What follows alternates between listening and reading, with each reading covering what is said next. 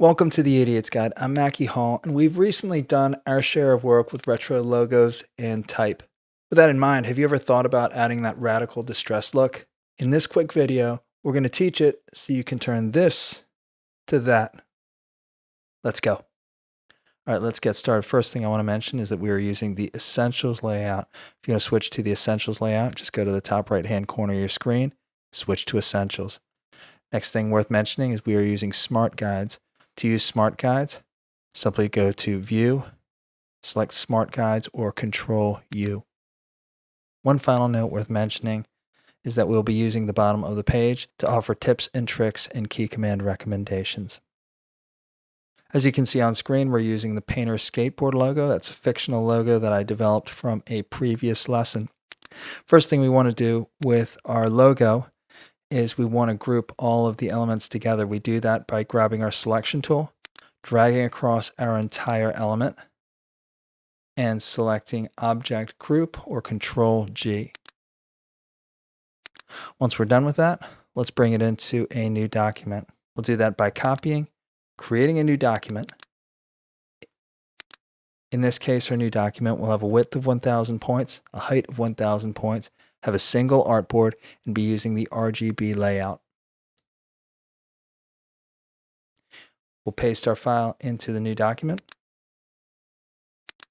And for kicks, let's go ahead and change the color to a simple gold. We do that by selecting our fill tool and finding the color that we want to use. That looks good about there. Let's deselect our element. Now that we've got our Painter Skateboard logo on the page, we want to grab our grunge texture. I've already found a texture and I've saved it locally. The easiest way to manage this is by creating a new document. We'll have the same width, height, artboard, and color mode as our previous document. Once there, we're going to go get it. We'll select File, Place. We'll find our texture. You can see right here, it's called Scratched Grunge Texture. Select Place and click anywhere on our page. Once we've clicked there, we want to align it vertically to center and horizontally to center. If you don't see your Align tool on the top bar, you can go to Window, Align, or select Shift F7. Now that we've got that aligned to the center of the page, let's scale it down. In this case, we're going to scale it down to 40%. Now that we've got our texture, let's go ahead and vectorize it. We'll follow these simple steps. First thing we'll do is we'll grab our selection tool and make sure our texture is selected. Then we'll select Image Trace. Select OK. Let the machine do its thing. Note that when we changed our image, it went to black and white, which is exactly what we want. In order to customize our texture, we're going to select Window, Image Trace.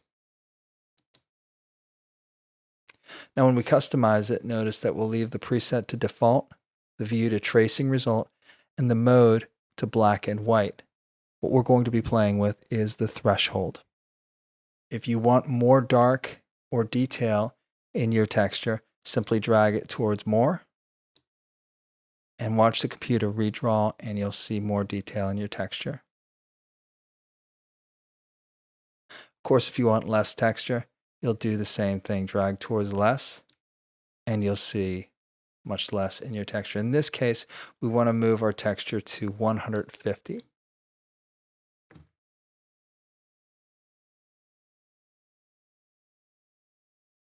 Once we've got our texture how we want it, we'll select Object, Expand. That will complete the texture vector process. Now that that's done, we just want to make our back or our white transparent. Note right now that if I create a shape and drag it over it, we'll change the color to red. And we'll bring that shape behind by selecting Object, Arrange, Send to Back. Note that our shape is hidden. We're going to make it visible by deleting the white of our texture. Here's how you do that. We're going to select our Magic Wand tool and then click on any white portion of our texture. Once that's been selected, We delete it by pressing backspace. Note that the red has become visible. The next thing we'll do is we'll bring our texture into our shape. The way we do that is we'll grab our selection tool, we'll select our texture, copy it, open up our file containing our artwork, and then we'll select our artwork, again using the selection tool. We can close our image trace window, we don't need that anymore. And now with our artwork selected, we visit the transparency window.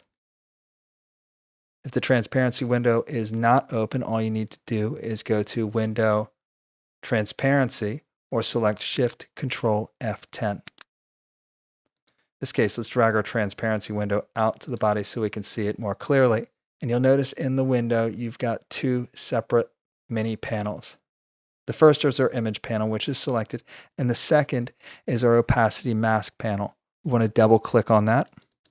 With that double clicked, we want to paste our copied texture in there.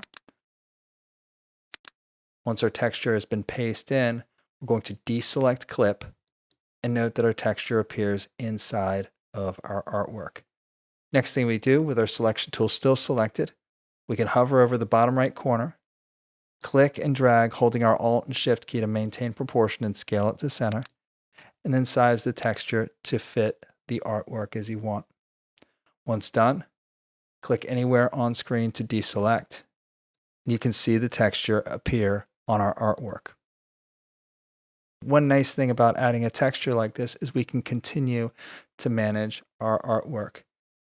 If we want to rotate our artwork, for instance, all we need to do is select our texture panel in the transparency window. Note if we open up our layers, you can still see it operates as a single layer. If we grab our direct selection tool, we can deselect our image and then select any individual shape within our complex shape, and we can edit it or manipulate it as we see fit. Once that's done, we can continue to build out our art. In this case, what we want to do is we want to add a black background. We'll do that by grabbing our rectangle tool, hovering over the top left-hand corner of our artboard, clicking and dragging all the way down to the bottom right-hand corner. Once that's done, we'll double-click on our fill, change the fill to black, select OK, and then select Object, Arrange, Send to Back. Once we're done, all we need to do is grab our selection tool, click anywhere off screen, and we are done. So there you have it. So with this quick tip, hopefully you'll be able to amp up your artwork just a little bit. With that in mind, if you have any questions or comments, leave them in the comments section below. Otherwise, throw me a like. I'd really appreciate that. Otherwise, subscribe. I'd appreciate that just a little bit more. We'll see you next time.